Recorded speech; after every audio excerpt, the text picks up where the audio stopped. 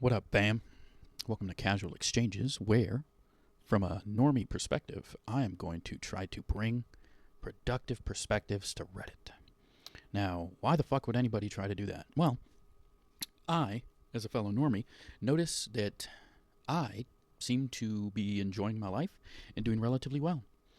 And what I noticed from my peers is that everybody would swear on a fucking cross that the world is ending. There's no possible way their life is going to get better. And, well, millennials and everybody born after might as well fucking give up. And I find that on the charitable end, short-sighted. On the less charitable end, fucking dumb. So, I'm going to see maybe nobody else on the fucking internet agrees with me. If that's the case, I want to know. Or, on the other hand, maybe I can convince some people to change their mind just a little bit, in which case that would be cool too. So, I'm probably going to need medication after this, but let's give it a try. Why are there so many people today who don't want a partner? AI chatbots. Unfortunate. Something Americans don't realize until they leave the U.S. Am I the asshole for questioning my Brazilian girlfriend's physical relationship with her adult son? I'm not going to let my intrusive thoughts win on this one. I don't want to know. Does anyone else suspect that McDonald's is dying? That's weird because there's one on every corner. What do you need, baby? I think I'm going to get Ellie's quart out. Okay. Exclusively wants to use these like that. Yeah, we're going to have to start washing and reusing them. We're done with them. Once they're done, they're done. Oh, no. Once they're done. Oh, Christ almighty. How has no one leaked the Epstein files yet? Fuck, man. If I could just stop hearing about this bullshit, that'd be great. A subtle sign that someone's losing the battle of their mental health. They are responding to the voices out in front of everybody else. What's the most fucking attractive physical feature? This is going to be such a wide fucking array. Like, you already know, like, top comments are going to be crazy shit, like fucking feet or something like that. Like, it's just complete degenerate shit.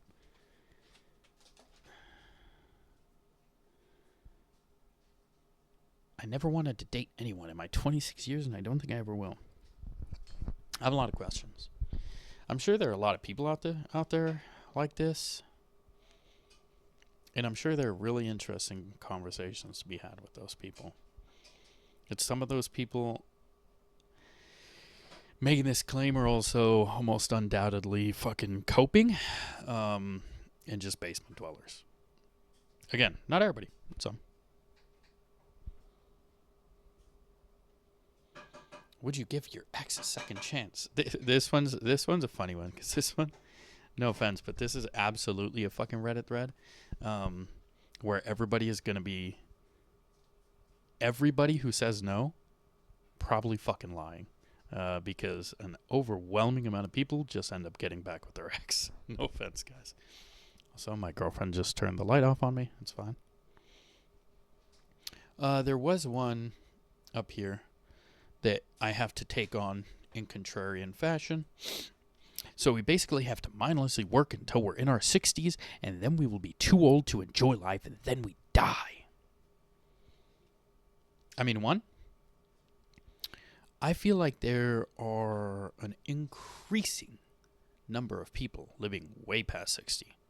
I mean, my great-grandpa alone lived to be late 90s.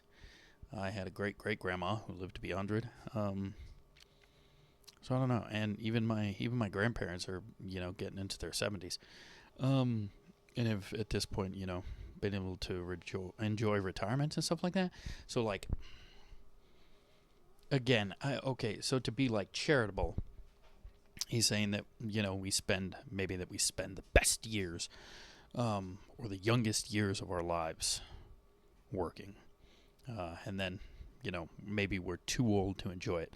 I'm skeptical that that's even the case. Again, you're definitely not the youngest or the most spry at 60, but you definitely still have some runway, right? And just to be clear, I am almost always going to disagree with these kinds of prompts. Why? Well, already. Okay, well, basically, we have to mindlessly work until we're in our 60s. Nobody is saying you have to do that. Again, there are a number of different careers out there in which you could probably find fulfillment. If you choose not to look for those and you choose to just work at fucking, Walmart or whatever the fuck it is and do super basic entry level peon shit, that is a you problem. It is nobody else. There is no, I don't understand this weird entitlement that like everybody just fucking deserves this top tier high paying job that they fucking love and X, Y, and Z. No, I mean, it's your job to go out and find something that presumably, you're good at, you enjoy, and they pay you for. I get that, that's not going to line up for everybody. But this idea that you're owed this magical fucking job that's just going to pay you a lot of money and you're also going to enjoy, I don't know. Seems strange. Let's see. I'm sure Reddit has a bunch of profound things that's going to change my mind. Got it. And again, so I would reframe if this is truly your position, totally cool. In fact, I would love to have a conversation with you. And I think there is a really interesting conversation for us to be had. Okay? But even trying to be charitable here, I think you almost certainly, if this is your current position, you almost certainly need to change it. And you need to understand that you will be almost inherently more valuable to the job market if you try to understand that there are, each of these different kind of traits and skills and experiences, they have a market value. Some of them are more valuable than others. And so you have somewhat of a choice to where you're either going to try to develop marketable skills, that are highly sought after and are going to make you, some to maybe more money, or you're just going to stick to kind of what you're comfortable with. And if you haven't been, just blessed with kind of roll of the dice and you're just not naturally good at these things, okay, that you're going to find something that you are naturally good at, and maybe that's a little less valuable to the job market. Okay? Again, it may not always check every box. You may have to go do things that initially maybe, aren't the most exciting to you. I thought I would never work a desk job. I now work a desk job. It's the most flexible, high-paying job I've ever had. And it's great. It allows me time with my family and stuff like that. And I'm doubling down on that experience because I think it is very valuable. The kind of flexibility and stuff that it allows, while still being very competitive as far as like pay. It's really invaluable. I don't think I'll ever, almost certainly, I'll never go back to like operations or like retail or anything like that. Any of the stuff I did previously, because, what I do right now kind of checks all the boxes. So, I don't know. Maybe I'm completely fucking wrong. I'm trying to stay fit so I can enjoy life at 60, but my problem is I won't be able to retire. Now, why the fuck wouldn't you be able to retire? This is, and realistically, we probably know the answer, right? Is that people don't know like what a fucking 401k is. They don't know what investment accounts are. We just don't pay attention to this kind of stuff. Again, I think this is a me problem, an individual problem. If you're not, if you're just like, fucking later, bro. Which, just to be clear, I fucking I'm 30 years old and I'm just barely getting into like the investment game and stuff like that. That's my own fucking fault. Nobody else's. So if 3 years ago I was out there, I'm never gonna be able to fucking retire, bro. Which, just to be clear, I wasn't. I've never been one of those bros that was just like, oh, can't wait to retire. I want to retire at 30. Like, that was just never my view for whatever reason. Again, no offense, but that's a me or you problem. Oh, Jesus, bro. TLDR. Fuck you. That's why I'm hoping to die before that early retirement. Again, just Reddit doomerisms. I want so bad. I'm going to try to be more constructive, but that's only if you make it to 65 and only if you saved enough money to do so. My dad worked his ass off, saved incredibly well for himself and my mother, got a rare brain tumor at 58 and died a year later. Never got to use any of it. I could be wrong here, but I think if he did have like retirement stuff, like those accounts would roll over. Like, I have beneficiaries to like my accounts. And so like my fiance and daughter, it would just roll to them. So again, to me, it's not, for me, none of these things, my investment accounts, my Roth, my insurance policy and stuff like that, none of those things are for me, particularly, right? They're more, insurance policies in case I kick it in some final destination fashion, then, my dependents are covered, because at the end of the day, I bring home the bread. I want some sort of assurances that they'll be okay if, I fucking eat a bus one day or something. That's why I'm going to check out around 40. Like, I just wish, again, I'm sure there's an interesting conversation to be had about the current kind of career landscape and things like that. These just aren't it. If these are your opinions, totally cool. I would very strongly encourage you to try to strike a few more brain cells together, because I'm sure almost everybody, the average person, could do way better than this. This is just brain dead shit. No offense. That's why we enjoy every single day and do all the things we love now. I laugh at people who preserve themselves and all their money, and then life passed them by and are too old to do fun things that require a strong body, or spent the money seeing things when they were younger that a strong body required. Okay? Again, I think there's a middle ground here. I don't think that you need to, fucking Scrooge style squirrel away all your money for retirement, but I also don't think that you need to spend all your money right now. I feel like there's a middle ground that we're missing here, to where if you leverage your skills, find a decent job, kind of get a mind about your finances, start to squirrel money away, and then you can, kind of live comfortably. And then you have the option to continue to leverage your skills up to make more money, kind of still living within your means, still enjoying your life. Again, I don't make crazy money. I'm almost certainly just like smack dab middle class, if not like lower middle class. I live in California, so everything's expensive as fuck.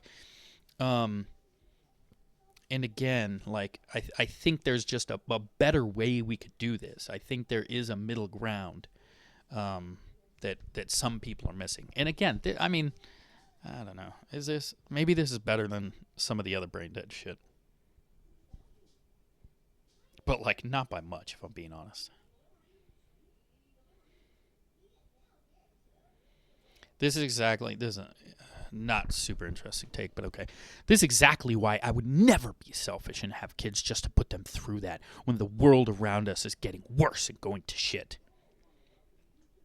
Yeah, this is super controversial. This is super controversial, and almost nobody is going to agree with me in this. Feel free. I would love to have an interesting conversation around this, but most of the conversations are going to be brain dead shit like this. So I'll be the one to bear the cross and say it. This is probably one of the best, most interesting times to be alive. You have more access, and I know everybody immediately, oh yeah, well, what about the wars? What about the economy? What about the blah, blah, blah? What about, yeah, okay. Go ahead and just continue to glaze the doomerisms. Fuck off. At the end of the day, we have more access to just about, I think, everything.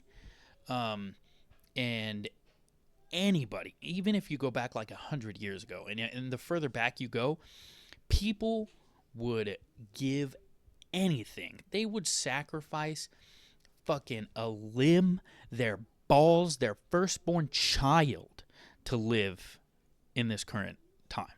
Okay? I'm sure there's a very interesting conversation to be had around this, but this idea that, like, you know, the world is going to shit. Why would you ever bring kids into this? Yeah, like, probably just, yeah, like, I can't imagine humorous Prince here has a lot of profound thoughts. I think, again, if you don't want to have children, that's, go ahead, do your shit, bro. I don't give a fuck, okay?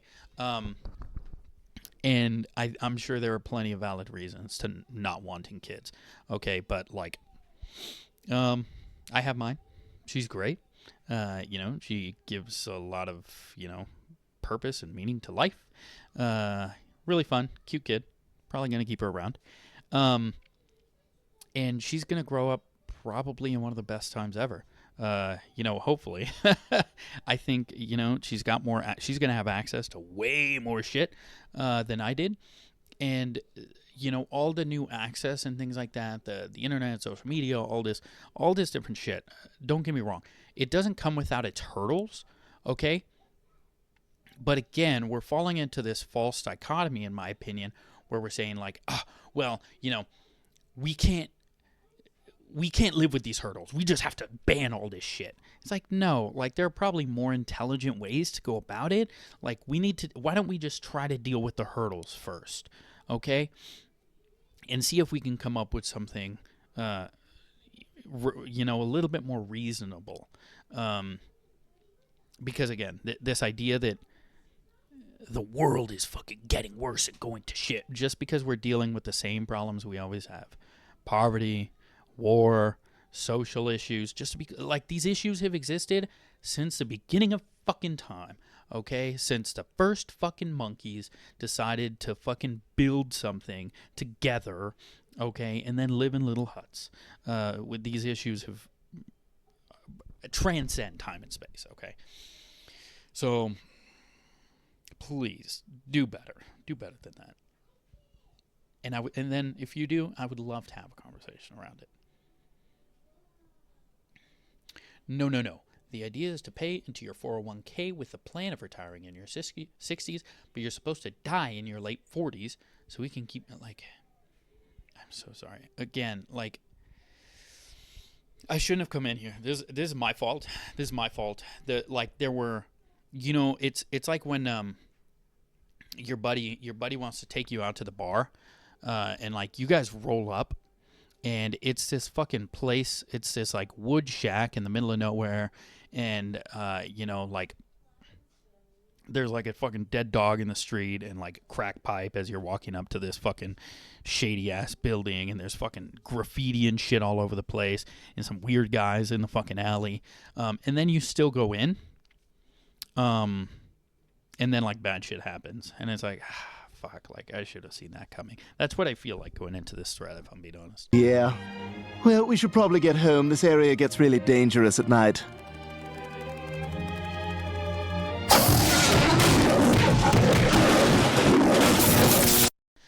Again, this idea that, like, who the fuck is dying in their late 40s? Like, almost certainly some people, okay?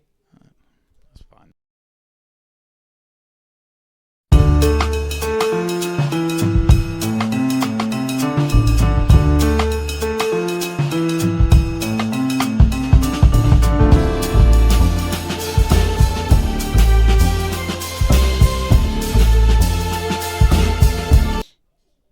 And then it's like the first things you're going to come up are The U.S. life expectancy is almost 80 years old. What are we talking about? Like, and this is exactly this again. Like, this is only my anecdotal experience, but it's like I know a lot of people, grandparents, great grandparents, even friends. I have friends that are fucking pushing 60, bro.